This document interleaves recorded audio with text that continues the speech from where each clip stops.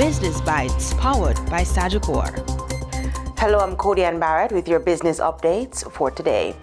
Image Plus Consultants Limited continues to record losses as revenues declined 7% to $277.2 million.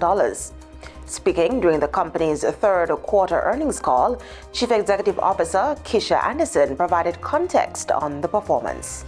If we look at the trend from Q4 of financial year 2025 to present, we recognize that we have been steadily improving our revenue numbers and going back to where we were prior to that quarter. And I think it's important here to note the fact that we would have had a heavier reliance on referrals from the Ministry of Health program, the Extended Healthcare Service Delivery Program, where our revenues and scan count from that source would have exceeded 60% and is now down to 4%. So I think that is a successful replacement by having either private patients paying for the studies or patients from the public system assuming the cost for themselves. So I am confident that the trend that started in Q4 financial year 2025 will continue and will continue to grow the revenues. Anderson also explained that 1 month of the quarter was impacted by the acquisition of Women's Place. Despite the early stage of integration, 8.3% of total scans came from that location, signaling early traction. Overall, scan volumes declined 0.5% to 40,129. However, Anderson said management is anticipating growth from new imaging modalities. There is a new modality that you'll also continue to see, or will start to see, not continue, and that is bone densitometry, which is offered now from the location at 1 Stanton Terrace.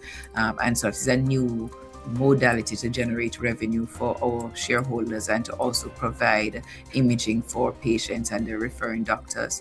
You'll continue also to see the growth in ultrasounds from the existing locations, but now also with an added location at the Women's Place. She also highlighted expected growth in nuclear imaging, which is projected to increase patient volumes.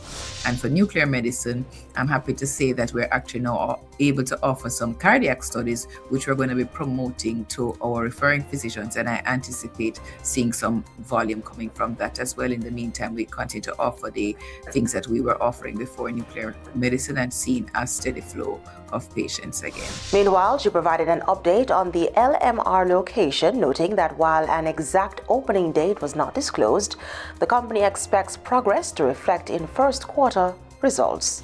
I won't give an exact month because we're working that through. We're doing our layout review now, and then we'll have to work with the project monitor and the project manager or joint venture partner about that. But I know that we will be in the billet before Christmas. Let's leave it at that, and then the details will come by the time we get to our first quarter results. She was speaking at the company's recent earnings call hosted on Investor Relations Curated.